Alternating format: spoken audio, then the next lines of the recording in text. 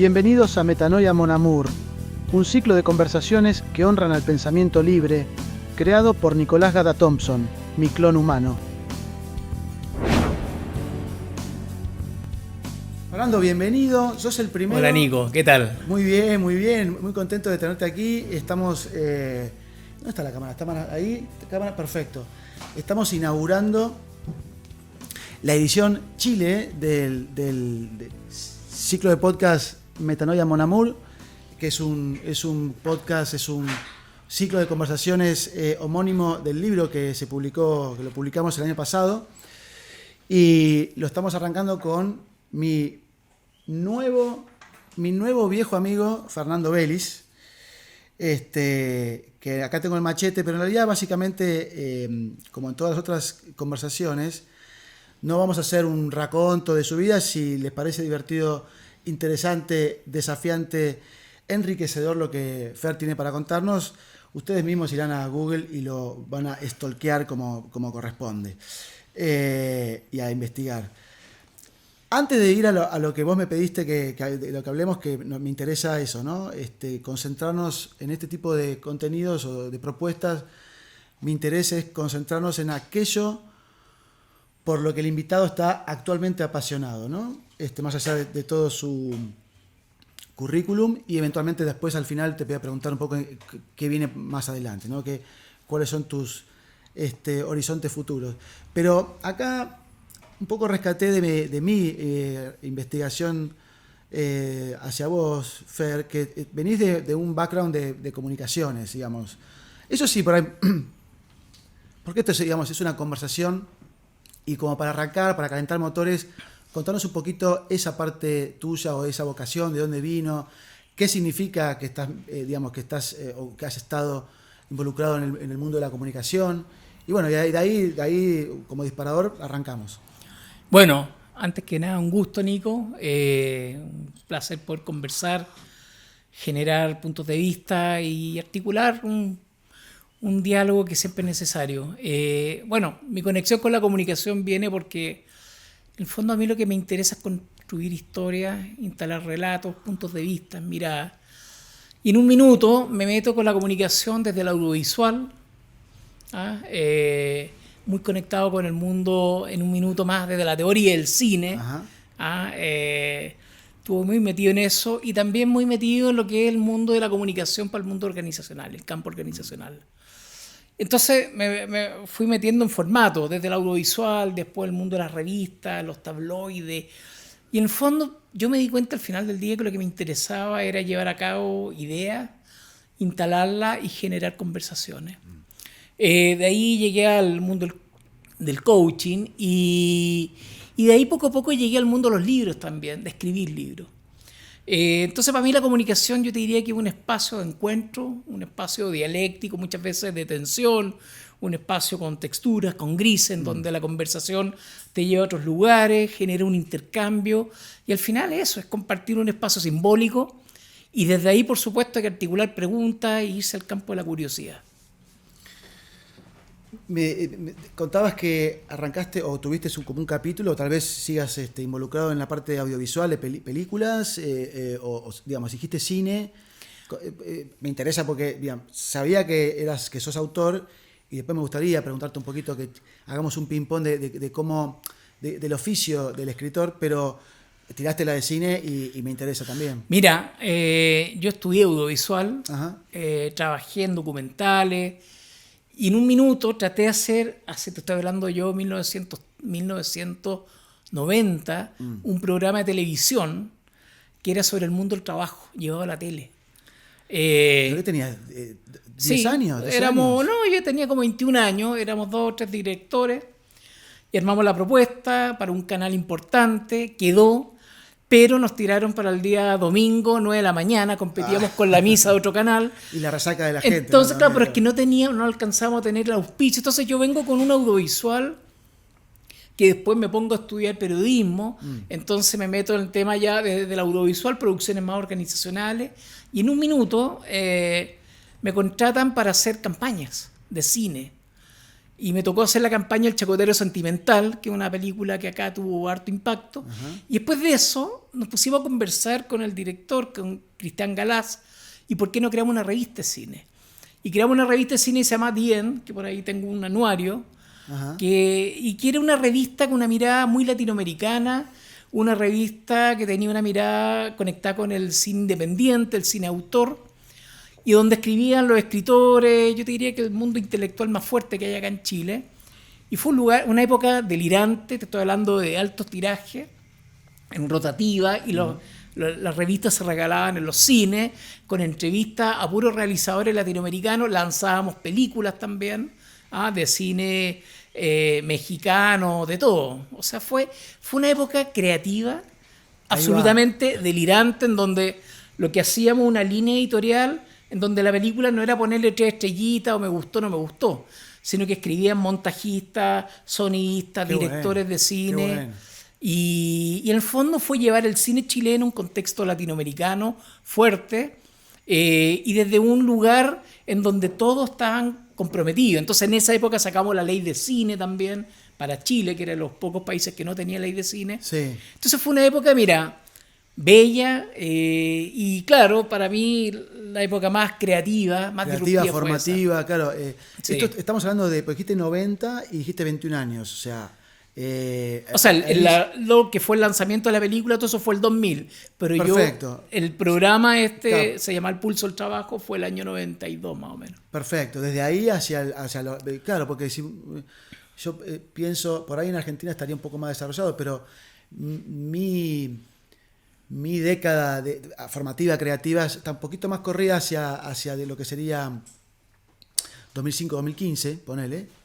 Por supuesto antes y después también, pero ahí hay un core, hay un entras porque primero que por ahí por afinidad, por búsqueda, por curiosidad, digamos, aterrizás en algún lugar que también otros por ahí se va formando. No es que vos ya está formado el grupo y vos caés, sino que vos sos parte de esa formación de un grupo creativo, absolutamente delirante. Delirante, o sea, vos dijiste recién intelectual, pero también me imagino bohemio, o sea, la mezcla de la bohemia con la... las reuniones de pauta nosotros las hacíamos en Liguria, que es un bar que está... Bueno, ahí está. Un día, mira, es más, yo en el Liguria tuve reuniones con Enrique Sims, de Cerdo y Peces. Okay. Nosotros hicimos campaña para Garacho Limpo, Mundo Grúa, Cine Argentino. Estuve con Adolfo Aristarain en un bar con Valdivia recorriendo y conversando sobre un lugar en el mundo, que lo entrevisté en esa época con cassette, y se me perdió el cassette, bueno, y nunca lo pude publicar, te lo juro. Entonces, pero era una mirada muy latinoamericana. Claro. Y después conocí a la gente del grupo Ucamau de Bolivia, y al director de ¿cómo se llama? Pantaleón, la visitadora. Entonces era un mundo absolutamente conectado con la creatividad, con la mirada súper regional latinoamericana de lo que era el cine, con nuestras propias historias de vida, con la propia emocionalidad de cada uno de los países. Claro. Entonces, si tú me preguntas, fue una época donde cada número era una revista mensual, que yo ya contaba, no me creían. El primer tiraje fueron 100.000 ejemplares, pero era en alto rotativa y entraba en un horno. Entonces, estoy hablando de revista y se regalaban los cines Hoyt. Sí. Entonces nosotros teníamos en todo Chile, el otro mes ya bajamos 80.000 porque era mucho, después bajamos un poco más, pero en el fondo era cómo llevar un cine de calidad al espectador, a todos. Claro. Entonces el fondo era, y por eso que había que escribir con una perspectiva muy técnica, pero especializada, reflexiva. Entonces, por ejemplo, acá escribió gente, directores de cine, todos los chilenos escribían, guionistas. En un minuto hubo unos medios oficiales muy grandes que les decían, oye, no escriban en la revista Dien, se llamaba Dien. Entonces nosotros, ¿qué es lo que hacíamos? Recortábamos unas fotos, poníamos otros nombres y los cambiábamos todo. Entonces fue un mundo, una época creativa, y con Enrique Sims era tomando champán, comiendo pan a las 9 de la mañana en el Liguria.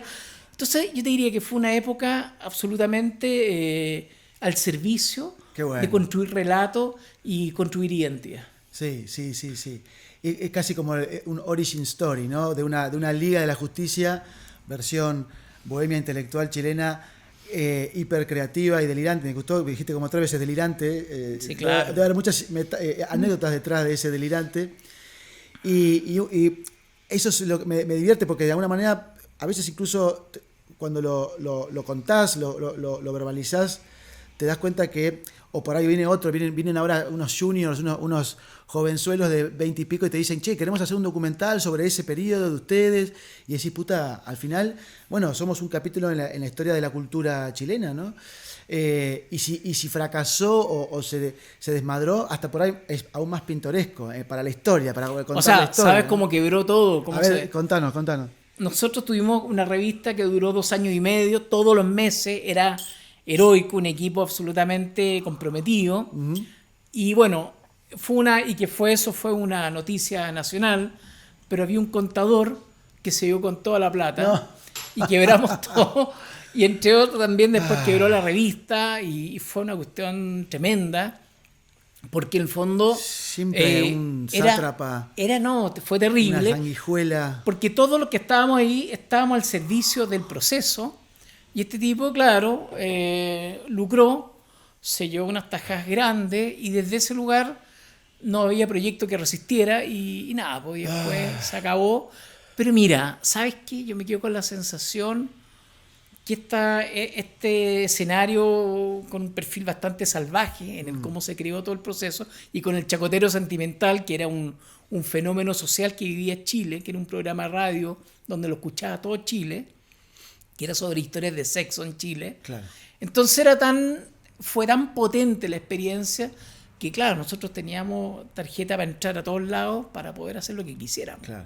Y desde ahí la creatividad no tuvo límite. Qué bueno.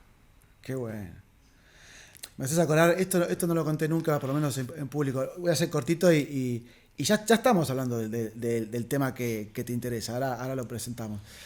Pero me haces acordar también me han cagado, o nos han cagado, o nos cagamos. Digo, hay cultura de chorear y cagarse también en Argentina. Pero esta historia desde la India. Yo estuve viviendo un año en el 2016 allá. Conocí también Birmania y Tailandia y tal, pero el grosso del tiempo estuve en la India, en lugares remotos, con el espíritu, creo que ya lo dije en alguno de los otros podcasts, de documentar culturas en vías de extinción. Más allá de eso, también trabajé en un par de proyectos. Fui actor en una película, digamos, era el héroe británico, le dicen el British Hero, pero no porque seas británico, sino porque sos extranjero, ¿no? El foreigner también le dicen, que es extranjero más literal. Y eso es todo otro capítulo para contar, pero también trabajé en un festival como co-jefe de producción en un festival que se llamaba el India Surf Festival, que era un evento maravilloso que fundó y organizó las primeras 4 ediciones o 5. Bueno, un amigo, Sebastián Vilariño, con este personaje Sanjay Samantrai, si no me equivoco el apellido, que es indiano, y el tipo, y ya me lo venían diciendo, guarda con Sanjay, y yo me sumé al proyecto. Seba se tuvo que volver a la Argentina, me quedé yo, contraté a un amigo argentino que estaba en Nueva Zelanda, lo trajimos de Nueva Zelanda para la India, estuvimos trabajando 2 meses de preproducción, hicimos un festival, 3.000 personas por día, 500 personas acampando, porque el festival se hacía en la convergencia entre el Océano Índico, en la bahía de Bengala, un río, que no me acuerdo ahora cómo se llamaba, y la selva, las dunas selváticas de Puri, de esa región, o de esa zona. Y había gente acampando, había 30 países representados, había de los 500 acampando, había 200 que eran artistas y también deportistas, porque era deportes acuáticos, música, DJs, instalaciones, una cosa de día y de noche, 3 días. Y nos pelamos las pestañas, como decimos en la Argentina, y el tipo se escapó, literalmente se escapó con el auto, la mujer al lado, la nenita, y los empleados pateándole el auto, se escapó con el dinero, ¿entendés? No nos pagó.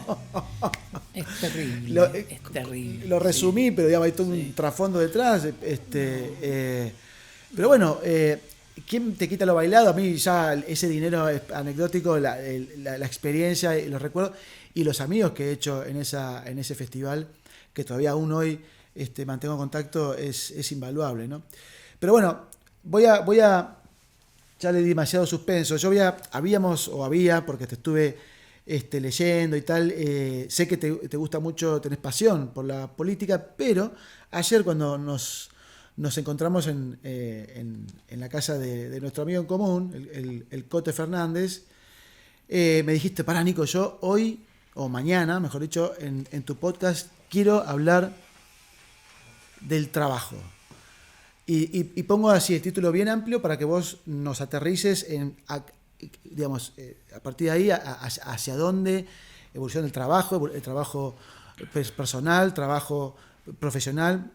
Dale para adelante, te escuchamos. Vale. Bueno, mira, a mí, claro, la política como todo nos interesa, pero si tú me preguntas a qué le he dedicado años y mucho esfuerzo, ha sido el mundo del trabajo. Yo siempre cuento esta historia. El origen etimológico de trabajar viene de la voz latina tripaliarum, que significa torturar. Tripaliarum. Liarum. Y significa torturar. Entonces, los que trabajaban eran los esclavos, los presos, y les tocaba trabajar cargando piedras, cargando madera, y sufrían corporalmente, les dolía el cuerpo por el trabajo. Y hoy día a la gente le duele el alma porque trabaja en lugares donde no hay sentido, o donde hay maltrato, hay mal clima, hay malos líderes. Entonces, en el fondo, el mundo organizacional, y desde una mirada latinoamericana, mi trabajo es en América Latina. Uh-huh. Yo trabajé como conferencista de seminario internacional y la OIT, la Organización Internacional del Trabajo, y poco a poco me fui metiendo con todos los países de América Latina, y fue entendiendo que América Latina tiene una forma de trabajar en donde la gente sufre mucho. Claro. Entonces, cuando uno ve la estadística, la OMS, sobre enfermedades laborales, enfermedades mentales laborales, se da cuenta que en la región hay un tema con el trabajo y el cómo construir organizaciones. Yo al menos estoy en esa línea, cómo construir organizaciones fuertes, flexibles, adaptativas y conscientes, en donde las personas están en el centro, pero no desde ese centro simulado donde jugamos que te respeto, no. En donde yo tengo ese espacio tan democrático, en donde todos nos comportamos desde un respeto y la dignidad, y en donde se articula una palabra que yo creo es clave, que es el sentido. En donde el sentido responde a dos preguntas: ¿por qué hago lo que hago y para qué hago lo que hago? Entonces, claro, yo siento que el tripaliarum es muy fuerte en América Latina todavía. Cuando le hago coaching a gerentes o trabajo con equipos de diferentes países, siempre veo lo mismo: o la amargura, o el cansancio, o el burnout y todas estas enfermedades que van saliendo con el tiempo, en donde al final hay números que se consolidan. Por ejemplo, en América Latina el 85% de las personas no renuncia a la mala empresa, renuncia al mal líder. Claro, buena distinción. Ojo, en América Latina el 93% de las empresas no cumple su planificación estratégica. Como dicen ustedes, más versos, más poesía, no se cumple. Y la calidad de un feedback latino no supera el 25% efectividad. Entonces, hay algo que yo creo que hay que intervenir del campo organizacional, en general, público y privado. Eso es. Esa es mi pasión. Bueno, ahí tenés, claro, la premisa o el disparador. Me gustó eso de la distinción del por qué, que es hacia atrás, y el para qué hacia adelante.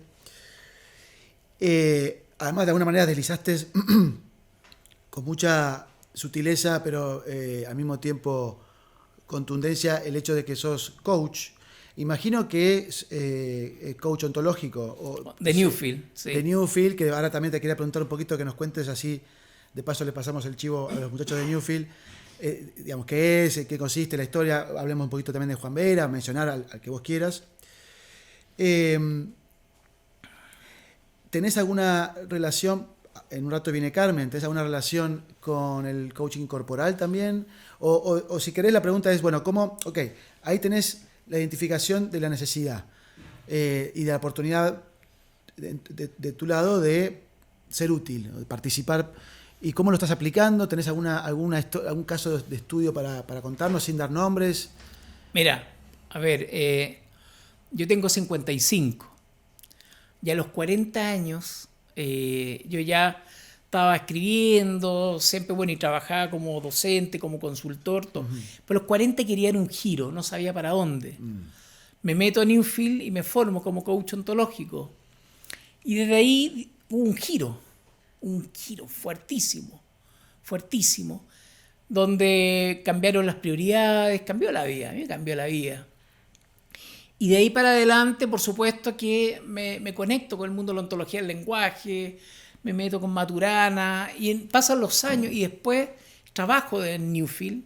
Yo estaba en el equipo, era como el jefe de comunicaciones que había.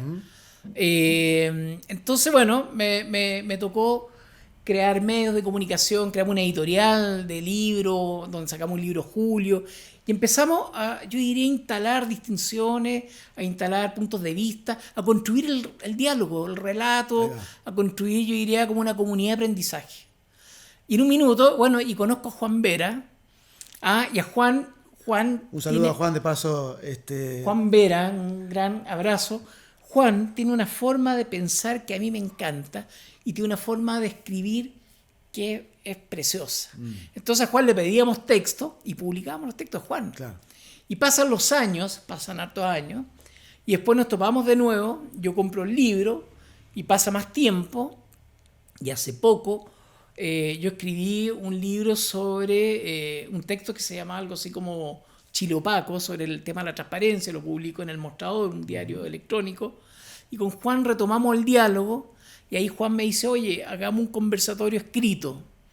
Y así, y nos hemos ido encontrando, y creo que lo que hay en común con Juan es una forma que yo siento que es responsable en los dos lados, de poder entender el mundo organizacional, el mundo político, donde al final del día tiene que haber algo que nos lleve a un lugar más virtuoso, que yo creo que todavía falta que aparezca, ¿ya? A nivel de relacionamiento, de encuentro, de propósito común, de articular un proceso cambio, que no sea una raya en el agua, que no juguemos a que simulo algo, sino que literalmente que tú digas, hay algo en mí que yo pongo arriba de la mesa para que las cosas funcionen de otra forma.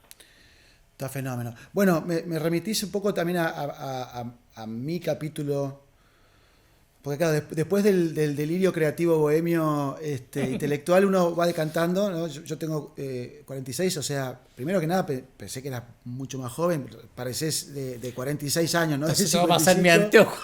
No, impresionante. Por eso ahora entiendo los números. Vos me decías, tenía 21 en los 90, y digo, ¿cómo puede ser este muchacho que estoy haciendo mal las matemáticas? Pero bueno, también, digamos, una manera, lo conté recién, me fui a la India y cuando volví, que yo venía sobre todo como productor, pero también muralista, escritor, fotógrafo.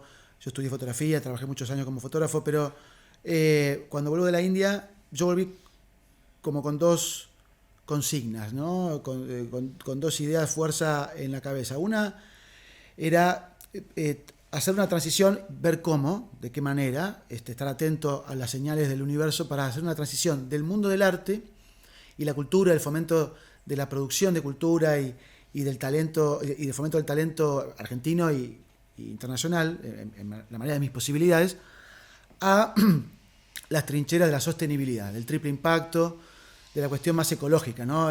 Muy atravesado por la crisis climática y, bueno, mi origen académico. Yo estudié biología, hice la mitad de la carrera de biología, no la terminé, pero venía de ahí, y un poco converger porque me pareció que eran las trincheras, o sea, lo que había que juntar soldaditos en esa trinchera, ¿no? Y la otra, no bandera, pero la otra,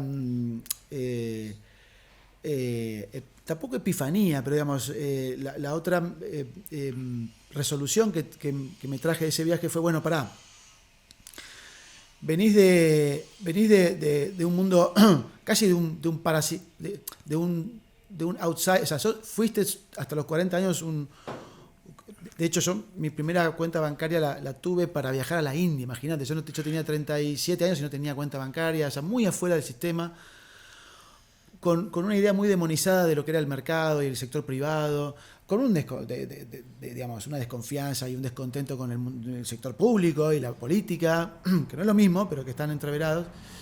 Por eso también un poco la bohemia y el arte, porque es el refugio del escéptico, no te digo nihilista, pero digamos, bastante desencantado con el ser humano como...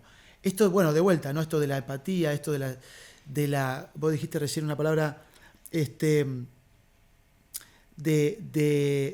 poder generar una conexión con el otro, laboral, vincular, donde los egos se fusionen o se diluyan, como quieras verlo, y dejas de competir, no porque no sea sana la competencia, sobre todo entre marcas y qué sé yo, pero donde se celebra la colaboración. Bueno, ahí yo empezaba a masticar esto de la colaboración, esto de la mirada de largo plazo, esto de el valor que se le da a la relación con el otro, el valor en sí mismo que tiene y después también los frutos que da ese valor que se le da al vínculo.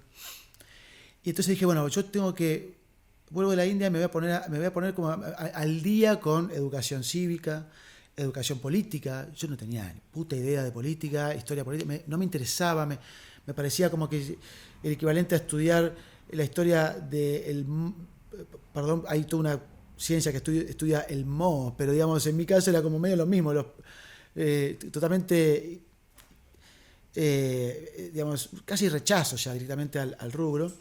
Y cuando volví, bueno, de vuelta, cívico, político, económico, financiero, toda una dimensión de la vida que yo me daba cuenta que era como un niño, y lo sigo siendo, ¿no? Sigo en ese proceso de aprendizaje.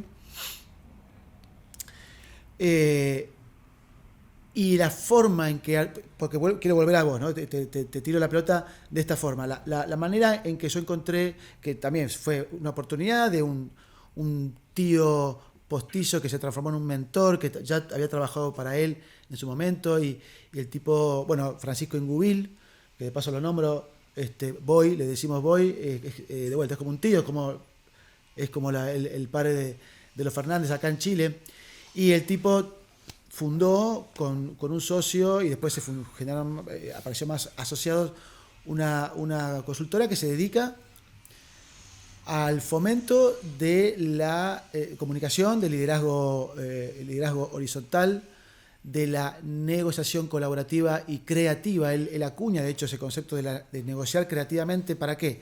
Para agrandar conceptos básicos, ¿no? Para agrandar primero la torta, cuidando la relación, agrandar la torta y después, al tener una buena relación con la contraparte, se hace mucho más fácil repartirla y no se genera esto de la suma cero y de la demonización para justificar de este sentido de que le gané al otro en la negociación, una huevada, como dicen ustedes, una cagada, ¿viste? O sea, ya estás perdiendo si entras con esa actitud. Y venimos del paradigma siglo XX, del paradigma de la suma cero en las negociaciones, y acá caigo en el disparador de todo este rollo, que es la quinta disciplina de Peter Senge. Tal vez te suene, tal vez no. Sí, Claro. Peter, que es un poco la propuesta que después es como Freud con el psicoanálisis, que después él dijo, muchachos, yo llegué hasta acá, esto no está terminado, que mucha gente lo toma como la Biblia, no está terminado, agarran el psicoanálisis, denlo vuelta, agréguenle cosas, evolucionenlo, porque... Ahí aparece Lacan y claro. Exacto, Lacan, y Peter con el tema del pensamiento sistémico en las organizaciones, en las empresas, pero no solo en las empresas privadas, sino en cualquier tipo de organismo público, privado, ONG, cualquier agrupación, clubes, lo que fuese, ¿no? Cualquier agrupación humana, la idea del fomento del pensamiento sistémico. Y el libro, volviendo un poco a la referencia, que es como un pariente del podcast, el libro... hay tres conceptos fundamentales. La metanoia, que ya la he descrito en algún otro capítulo, así que no me voy a repetir. Buscan otros capítulos, de paso los miran, denles likes y todas esas cosas que nos importan a los que tenemos canales en YouTube. La metanoia, la integración, que es el subtítulo, y el pensamiento sistémico, casi como los tres pilares de la premisa que yo trato de fundamentar a lo largo de la lectura. Te tiro la pelota, digamos, Peter Senge, pensamiento sistémico, ¿lo ves como parte del relato? ¿Lo ves como me pasa a mí, una pieza fundacional? ¿Qué otros pilares se te ocurren? Mira, yo algo que aprendí, me siento viejo, pero lo aprendí tarde, pero yo estoy como saliéndome de las miradas binarias. Bien. Yo ya, y te lo juro, pero porque tú allá, tú acá, y creo, como la fotografía, yo me acuerdo que tuve un ramo de fotografía, en donde el profesor decía, la mejor fotografía en blanco y negro es cuando hay una gama de grises potente. Y yo creo en eso. Entonces, Peter Senge es parte de algo que es mucho más grande, donde está Humberto Maturana, donde se conecta la filosofía con el management, el mundo del trabajo, donde se complejiza la conversación, porque a veces están estos manuales, por ejemplo, de calidad de esta cultura asiática, que al final no tiene nada que ver con la chilena o latinoamericana, o que llegan los libros de management gringo, o los españoles. Entonces, yo siento que tal vez a nivel latinoamericano, el punto es cómo articulamos un relato en donde se construyen con otros sistemas teóricos también. Yo, por ejemplo, si tú me preguntas, entonces Peter Senge está bien Humberto Maturana, está bien Rafael Echeverría, Freddy Kaufman, que es argentino también, y así. Y creo que hay mucha gente que está pensando el mundo organizacional. Yo por eso te digo, no soy como estos que están con un libro, como que Claro. no, yo creo que no. Pero sí tengo claro que la mirada es integral, es sistémica, pero sí que tiene 3 grandes dimensiones. Para mí, el mundo del trabajo tiene axiología, Axiología. que es el estudio de la ética, Ok. tiene ontología, que es el estudio del ser, y tiene noceología, que es el estudio del conocimiento. Entonces, si yo tengo una organización con un perfil tránsfuga, por ejemplo, no tengo meritocracia. Si yo tengo una organización en donde no gestionan conocimiento, por ejemplo, hoy día se habla de la jerarquía. Está la jerarquía, que es la estructura verticalista clásica de la autoridad arriba y la base organizacional, pero la jerarquía es una red dialógica, conversacional, sí. en donde el concepto, que es de un español de apellido Cabrera, es que la jerarquía es conocimiento colectivo e inteligencia colectiva. Entonces, yo creo que a estas alturas del partido está bien, la quinta disciplina está bien, pero es parte de algo mucho más grande. Bueno, en donde literalmente, y yo te digo, yo creo que hoy día se pueden mezclar con otras dimensiones del saber. ¿Ya? Donde cuando tú hablas del sentido te puedes conectar, por ejemplo, hace 2 semanas publiqué sobre los estoicos, una crítica a un libro. Entonces, claro, y sirve. ¿Ya? Cuando yo escribí mi libro Resiliencia Organizacional, me meto con la teoría de la resiliencia, invento modelos, y sirve. Y cuando escribí Comunicar, Organizaciones Vivas y otros libros, ahora voy a sacar uno es sobre liderazgo comunicativo, que es sobre mi tesis doctoral. Y en fondo yo lo que entiendo es que hoy día lo que se requiere es crear conocimiento. Entonces aferrarse a un autor, sí, está bien, pero si tú me preguntas, yo creo que hoy día la teoría surge de acciones, surge de práctica, surge de creencia, es más compleja esta cuestión. Entonces el management tiene que estar al servicio, yo te diría, de una vida significativa en el trabajo. Entonces mucha gente está en este juego un poco chistoso de pensar de que la gente es un robot y que yo le voy a dar la planificación estratégica o la visión, da lo mismo. La teoría, si no es conductual, es poesía, como dicen ustedes. Claro. Ese es el tema. Se me dispara la Si estoy muy asociación. aburrido porque es muy temprano. No, al revés. No. Hablaste de meritocracia, hablaste de liderazgo comunicacional. Yo estaba pensando recién, no, y además los silencios también, no tenemos que estar, viste, te quedas pensando y hay que respetar el quedarse pensando. No, hablabas del tema de la redarquía en contraposición a la monarquía, no, a la Jerarquía. A la jerarquía, el jerarca. Y yo, claro, y para mí, de vuelta, estoy totalmente de acuerdo contigo, digamos, nada más mediocre, y esto lo digo con cariño, que el efecto fan, del fanático, ¿no? Que agarra un rockstar o agarra, o sea, ni siquiera un rubro musical, un miembro de ese rubro, un autor y se transforma en la Biblia y tal. Me parece que eso es como una... tiene sentido en un adolescente donde está buscando identidad, pero después digamos, la curiosidad, la observación, la humildad y cierto fuego interno te lleva al pensamiento libre.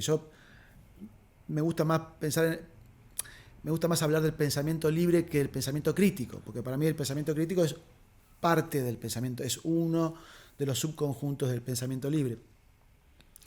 Y en ese contexto, digo, ese marco, ahí, como para la base, estamos de acuerdo. Yo mencioné a Senges justamente como disparador de todo un fenómeno, porque él Pero fue... ¿quién lo fue? Pues, sí. Exacto, Sí. no como la Biblia, sino justamente al revés, ¿no? Como la primera voz, digamos, de este nuevo paradigma Pero de es que le mete filosofía al tema. Exacto. Sí. Y en su libro y sus autores amigos que vinieron después, también hay mucho caso de estudio, caso de éxito, caso de fracaso para analizar. O sea, te cuenta un poco la praxis de todo eso.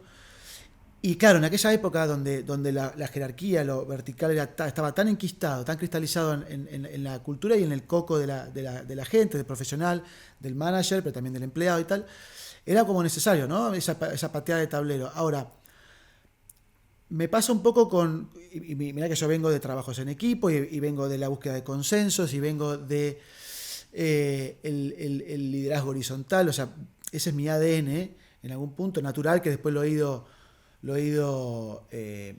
digamos, me he encontrado con metodologías y con bibliografías y con otras miradas, pero va por ahí la cosa. Ahora, también, y acá te lo tiro como te lo resumo para ver, digamos, tu reacción.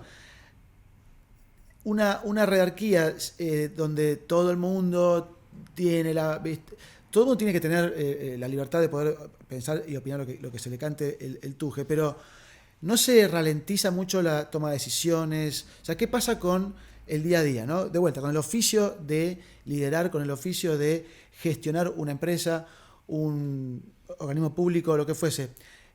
Cuando vos lográs, después de un cambio cultural, de una concientización, de una sensibilización, etcétera, lográs que, vamos a hacer, en vez de uno que toma la decisión, seamos todos.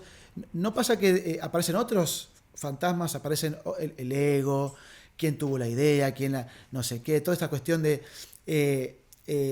la opinión por la opinión en sí misma, la opinión para contradecir, o sea, todo el otro folclore que tiene que ver con la comunicación, que tiene que ver con la conversación grupal, compleja. No lo conté, y te cierro con esto el comentario / pregunta. Yo me formé como consultor y como facilitador de mesas de diálogo. Entonces, también, digamos, como hijo o como alumno de ciertas escuelas metodológicas con ciertos protocolos diseñados, hay formas de lograr que grupos de personas que están ya sea convocadas porque son las idóneas para resolver un desafío o grandes grupos o están entreveradas en un conflicto interno que hay que destrabar, convocan a los facilitadores. No es fácil, te diría que lo más difícil es permitirle a un foráneo que se meta en esta. Ya eso es muy difícil. Después, identificar a las personas correctas, las que tienen que estar en esa mesa y las que no, convocarlos, que vengan sin abogados, sin prensa, digamos, que vengan, digamos, y ahí ya te diría que tenés el 60-70% del trabajo hecho. Después está la comunicación. Ahora, fenómeno. Pero cuando es el día a día, y entonces las asambleas, y esta cuestión casi ya después religiosa de la horizontal, o sea, no sentís, o te cuento lo que me pasa a mí, siento que, y es muy humano, porque le vuelta el péndulo, y la inercia de los movimientos en la forma de hacer las cosas, en las culturas de cómo se trabaja, etcétera, volviendo al trabajo. A mí me pasa que siento que ahora estamos un poco como que hemos perdido con o se está perdiendo por ahí un liderazgo que, digamos, puede ser vertical, pero que también era, que era necesario o que era productivo o que tenía un tipo de sentido. Se ha deformado ese liderazgo con gritos y con demonizaciones, pero también, digo, ¿cómo por ahí cómo integrar esas dos formas de ver la cosa? Es que yo creo que son diferentes. Yo siempre digo, comunicar, o sea, informar es dar y comunicar es entenderse. O sea, porque típico los comunicadores que creen que campaña, que haciendo marketing para la transformación cultural y los marketeros creen que la cuestión es campaña. Y no, el entendimiento humano es otra cosa. Es diferente, por supuesto, por ejemplo, si estamos en el campo organizacional, si tú me dices dónde está el capital para que la comunicación fluya y articule un diálogo transversal, es la cultura. Y la cultura son los sistemas de creencias, son los ritos, los mitos, los hitos que van a la conducta. Si hay coherencia, por supuesto que la jerarquía va a fluir porque el capital es la cultura. Ahora, lo que tú me cuentas, por ejemplo, eso tiene el nombre del diálogo social. El diálogo social, cuando es en comunidades de conflicto armado, por ejemplo en Colombia, el diálogo social es el diálogo Estado, sociedad civil y sociedad empresarial. Uh-huh. ¿Ya? Y por supuesto que ahí hay tensión. ¿Ya? Entonces, son escenarios diferentes, pero hay algo que yo tengo en común, que veo, por ejemplo, desde el mundo organizacional, que tal vez hay más control, porque los otros vienen con dolor. Por ejemplo, Colombia, de tener 1 millón de muertos, 7 millones de desplazados. Entonces son dolores tan fuertes que sostener un diálogo social. Yo en mi libro que viene ahora, Liderazgo Comunicativo, entrevisto a una experta. Entonces el tema es cómo se sostiene el conflicto cuando hay tanto dolor arriba de la mesa y tal vez tengo a mi asesino al frente. ¿Cómo articulo una conversación? Entonces estamos hablando del extremo, sí, y ahí se requiere credibilidad y sostener el momento adverso, complejo, dialéctico, y por supuesto desde ahí ver cómo se articula el encuentro con el otro. Pero eso es un escenario extremo. Pero en el mundo empresarial, por ejemplo, te lo cuento, mi investigación de posgrado, yo trabajé con 9 países, 18 casos, y los procesos de transformación cultural, al final del día, te digo, tal vez un 10% fue exitoso. El resto fue pura declaración, pura euforia, pero no sostuvieron el proceso de transformación. Claro. Entonces, ¿por qué? Porque el capital de una organización es finalmente su creencia, es su identidad. La identidad, hay 3 dimensiones importantes. Está la identidad, que es el quién soy yo como organización. Está la imagen, cómo me perciben. Y está la reputación, que es mi conducta sostenida en el tiempo. Por lo general, las empresas están tan metidas con la agencia de publicidad que creen que todo es imagen. Pero si tú me preguntas dónde está el capital de una organización, está en su identidad. Si yo sé quién soy, si sé por qué pienso como pienso, por qué actúo como actúo, por qué puedo entender la emocionalidad de mi colectivo de trabajo, desde ahí yo puedo hacer procesos transformacionales mayores. Entonces, los procesos de cambio cultural que tienen las empresas chilenas o latinoamericanas, por lo general no se sostienen porque los líderes tampoco saben dar el salto. Entonces hay un tema con el liderazgo. Siempre se dice que las crisis de transformación cultural son ejecutadas por los propios líderes porque ellos no dan el salto, porque claro, yo no puedo dar lo que no tengo. Entonces, en el fondo, ¿para dónde voy? Yo creo que la identidad del mundo del trabajo, el cómo nos percibimos, el cómo nos relacionamos, por supuesto que genera complejidad a la hora de construir una cultura. Por ejemplo, el tema de la jerarquía. Está lleno de empresas que dicen, no, nosotros queremos ser jerárquicos. Y yo les digo, ojo, no es declarativo, tiene que ser cultural. Y tengo un caso. Ahí va. Un caso. Claro, si no, esta cuestión es, yo quiero ser...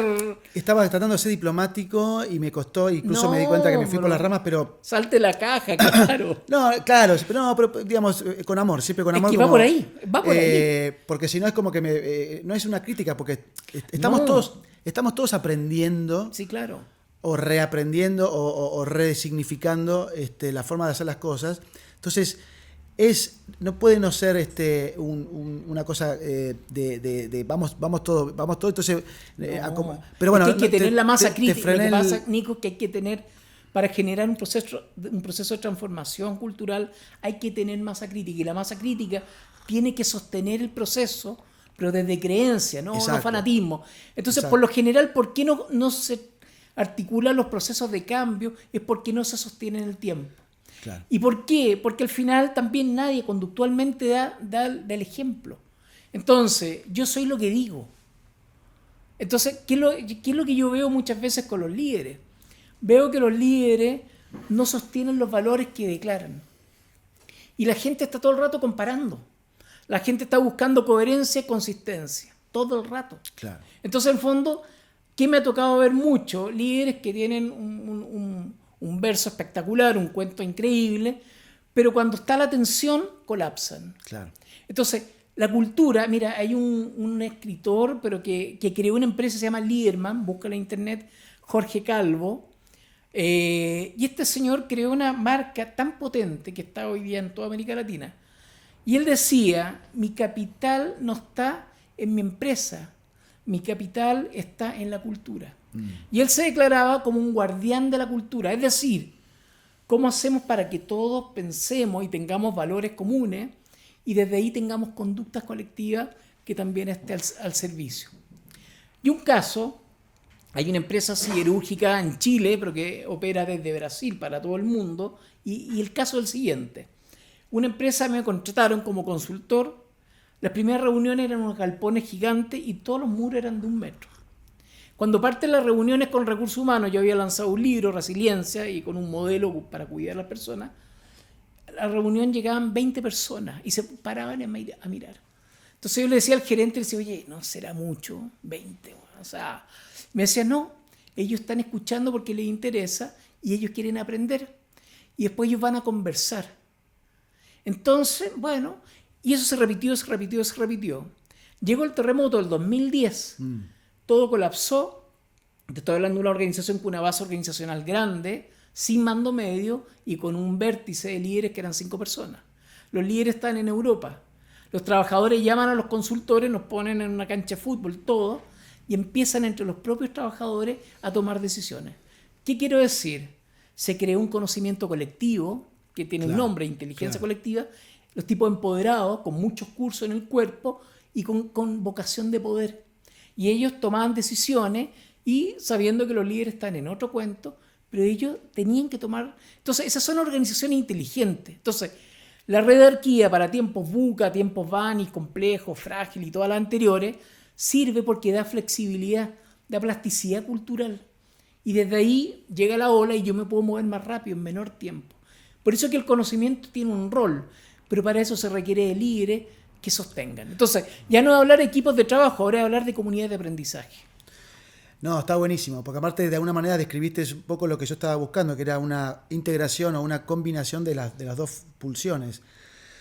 La pulsión redárquica y la pulsión jerárquica, porque estaban esos 5 gringos en Europa que lo que inteligentemente supieron hacer fue brindar las condiciones, no empoderar, sino brindar las condiciones para que los empleados se empoderen.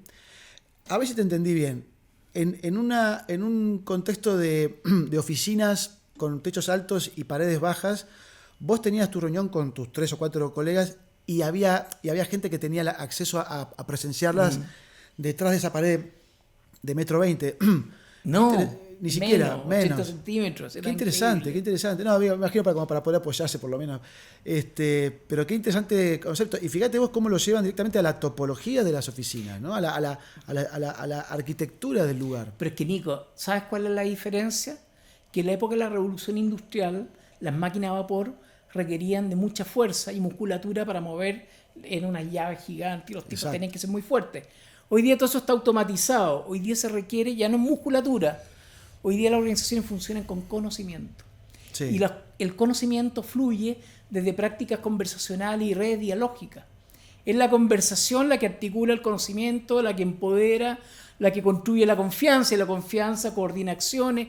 Entonces, el sistema de creencias funciona de una organización que sabe dialogar y que obviamente sostiene la diferencia y todo el cuento. Sí.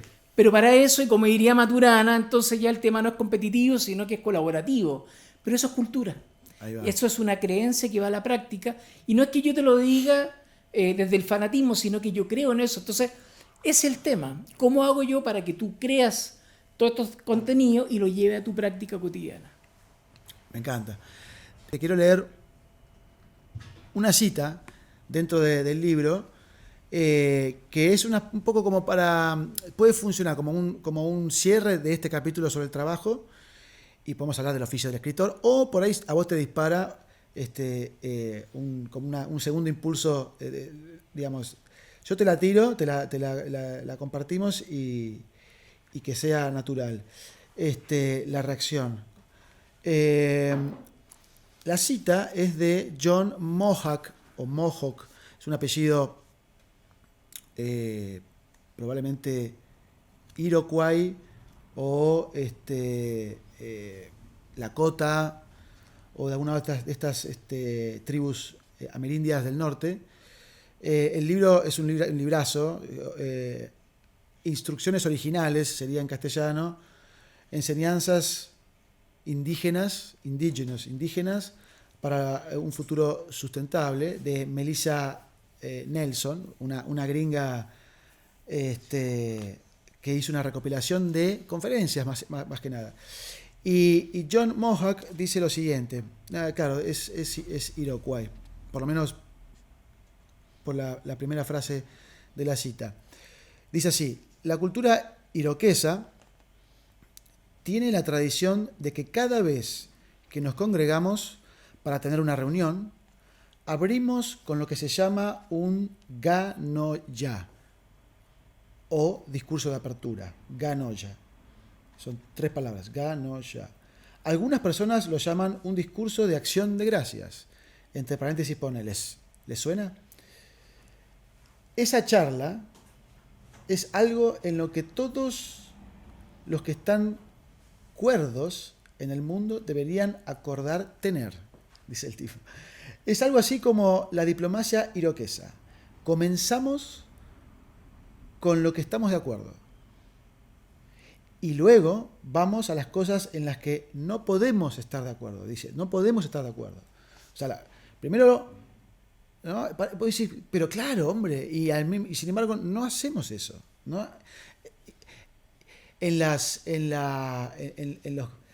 los conflictos, o sea, en las reuniones con resolución de conflicto, está ese capítulo, pero no está al principio. Yo de hecho, probablemente el próximo libro, o un libro que tengo ganas de hacer, es hacer como metodologías comparadas con metodologías ancestrales de todos lados, y las que tenemos ahora, ¿no? Porque, de vuelta, digamos, nadie inventó la pólvora, estamos todo el tiempo reinventando. Cierro la cita, dice, esas cosas son realmente esenciales para nosotros, y esa es la mente racional, con una forma poética de expresarse. Algunas personas miran eso y dicen que es espiritual. Como quiera que lo llames, está bien. Hacemos este discurso al principio y al final de cada reunión porque la gente necesita que se lo recuerden. Como la bolsita de... Me voy a American Beauty, ¿viste? La bolsita que danza. No en esa película, ya. Yeah. Sí, peliculón. Lo guardé, acá dice para el encuentro con Fernando. Este era para ti.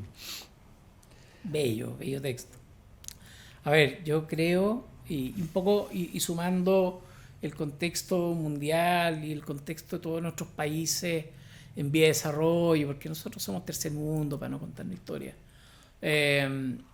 Y a nivel interno, a nivel externo con los vecinos, yo creo que el tema del encuentro, el espacio del diálogo, el validar al otro, aceptar la diferencia, sostener, yo creo que es la urgencia. Yo creo que estamos en un contexto complejo, en donde invalido al otro, juego que no te veo, paso por encima tuyo. Sí. Entonces estamos en eso, y que yo creo que hoy día cuando uno ve y escucha mucha desesperanza prendida. Entonces a mí me queda, y por eso que yo también trato de escribir, instalar ideas arriba de la mesa, porque yo creo que esto hay que moverlo, no sé para dónde, no creo que haya un método para nada. Claro. Yo no, te lo juro, y eso que vengo del mundo académico, racional y todo, pero pareciera que niego eso también. Sí. Creo que esta cuestión a veces, hay que articular los espacios de encuentro desde los lugares más insólitos. Yo ahora estoy escribiendo un libro donde estoy escribiendo 150 o 160 historias de conversaciones. Mira, qué bueno. Por ejemplo, y cuento una historia, y con esta no sé si servirá, pero una vez yo estaba en la calle con unas copas de más, tenía como 16 años, 17 años, estaba en el centro de Santiago y me encuentro con un señor. En esa época yo tenía problemas con mis papás, yo era un joven ahí. Y el señor tenía un problema con su hijo y también estaba igual de pasado copas que yo. Y nos pusimos a conversar y yo le hablaba como si fuera mi papá y él me hablaba como si fuera su hijo en la calle. Bueno, psicodrama, se llama Era psicodrama. absolutamente surrealismo puro y con catarsis y toda la historia. Y después terminamos, nos dimos un abrazo y nunca más lo vi. Yo me fui a mi casa y llegué livianito. Entonces, ¿para dónde voy? Yo creo que encontrar a la otra persona, sostener la atención y tal vez aceptar al otro en ese lugar donde tú dices imposible, yo creo que eso tiene un valor. Y a veces lo que yo siento, y por eso que también soy, cuando escribo y escribo mucho sobre el liderazgo, soy muy crítico porque yo siento que falta vocación de poder. Yo voy por algo. No estoy jugando, que voy a jugar, a que en una de esas. No, yo voy por algo. Y tal vez quiero impactar en la política chilena, o tal vez quiero impactar en el mundo organizacional o en los procesos de comunicación. Mi primer libro se llama Comunicar, que es un libro donde era tan loco, porque es con imágenes, con fotos, yo saco fotos, hago dibujos, que en un minuto pongo un gerente general adentro de un ataúd. Fui a una funeraria, le saqué una foto a un amigo y sale mi amigo así dentro de este ataúd y le pongo unos globitos y él empieza a pensar por qué fue tan mal líder. Y desde el humor negro. Entonces, insisto, yo creo que no hay un método de cómo patear la mesa, pero creo que se requiere un poco coraje para que pasen cosas diferentes en el mundo del trabajo, en el mundo político, en el mundo social, en todo. Ojo, estoy hablando de todo. Y para eso se requiere eso, pasión, convicción y coraje. Y coraje. Si no hay coraje, no pasa nada. Fer, me parece que esto es una excelente forma de terminar nuestro episodio. Sí. Ha sido un placer y un honor tenerte. Hemos recorrido un poco de todo en esto del trabajo. Creo que nos vamos todos con algunas ideas. Bueno, en fin, estuvo muy bueno. Muchas gracias. Te agradezco el espacio. Por favor, vamos a hacer la tradición ya, que es, corremos suavecito del micrófono, nos damos no importa que nos vayamos de cuadre, nos damos un abracito en el medio y así cerramos siempre los capítulos. Esto fue Metanoia Mon Amour, la era de la integración. Para conocer más sobre este ciclo y enterarte de lo que se viene, suscríbete y dale duro a la campanita. Namaskar, cheers y buena fortuna.